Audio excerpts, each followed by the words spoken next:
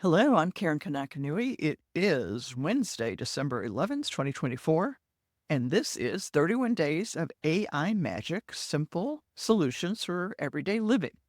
So today we are going to plan a holiday meal, we're using Perplexity this week. This is the AI tool that we're going to use, and so I wanted to just show you how I would go about putting together the prompts, the questions that I would ask to get the answers that would help us plan this holiday meal. So the first thing I'm going to do is tell it, give it the parameters. I am planning holiday meal for 6 adults, no small children. I want to serve either, see, I narrowed this down from the last time we talked about this, either rack of lamb or short ribs with red wine. So let's start with that. So please give me pros and cons of each. So let's see. So here's pros and cons of rack of lamb and then of short ribs. Okay. It's flavor and tenderness, versatile ways of cooking, impressive presentation. That's true. Cons, yeah, the cost and the precision cooking. Yeah, short ribs. Yeah, that's okay. So I would look at this and, so it has a conclusion down here. Choosing between rack of lamb and short ribs also depends on your priorities for the meal. And so what I'm going to say is my priority is not to be in the kitchen every 10 minutes checking temperatures.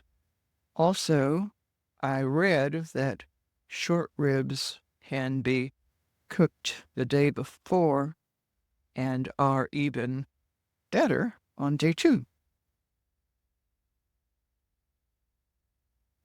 We got recommendation short ribs for your holiday meal.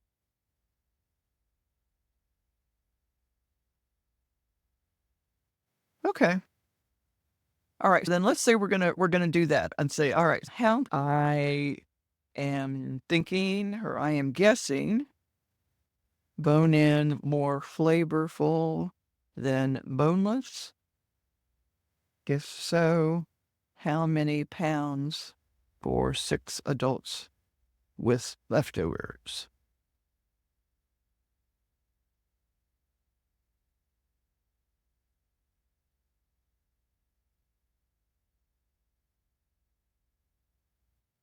Okay. The consensus is can enhance the flavor, but it's the meat itself is primarily responsible. So if I can't find bone-in, for example, but if I could find boneless or a combination, I may. Oh, that's a good question. Actually, that's a question. Can I cook boneless with bone-in at the same time if I have to mix? Yes. Okay.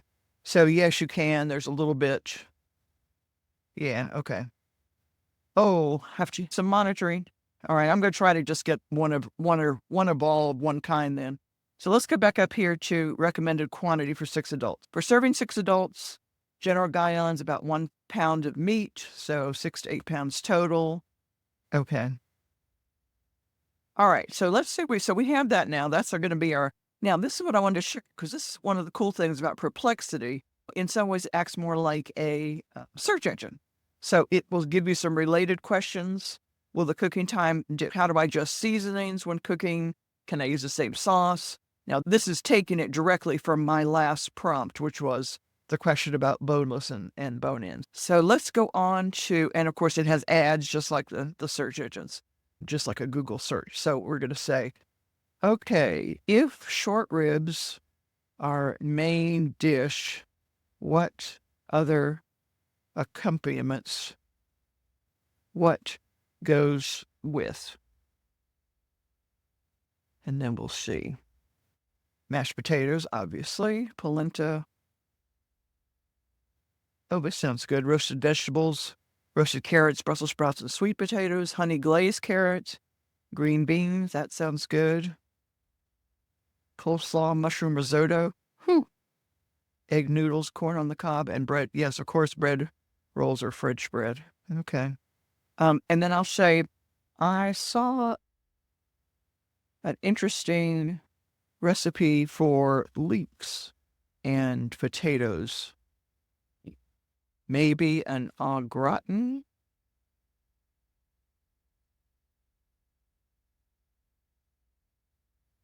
I found a great recipe idea. A leek and potato gratin is a delicious and comforting dish that pairs well with, and then it's going to give me some ideas about how to make this.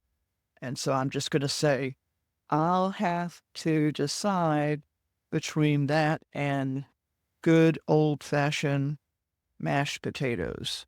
But thanks for the recipe. So I'll say, do I need a salad?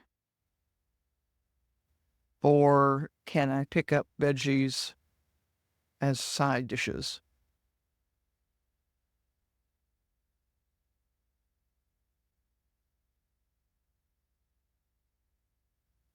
Okay, so here's some benefits of including a salad. And then if I wanted to serve some vegetable side dishes, then it gave me these other options, some of which we've already seen before. And then, of course, this is the same thing here related to my last prompt. I can easily come into, oh, look, how can I make a salad that complements a heavy meal? And then it's going to give me the answers for that. And then remember, the other nice thing about this is it gives you the sources that it draws from for this so that you can double check it. I do not use any of these AI tools right now for heavy duty research, so I don't usually need to look for sources or make sure that something is accurate. I'm usually looking for idea generation and, like we're doing today, maybe some recipes or menu planning. So there's not anything here that's really critical where I need to worry about the sources. But if that's something that you're concerned about, just be aware that Perplexity does give you some ways to see where you're pulling from. Okay? So that's the beginning of the menu for my holiday dinner. I'm Karen Kanakanui, AgeWise AI, and I will see you again tomorrow. Thanks.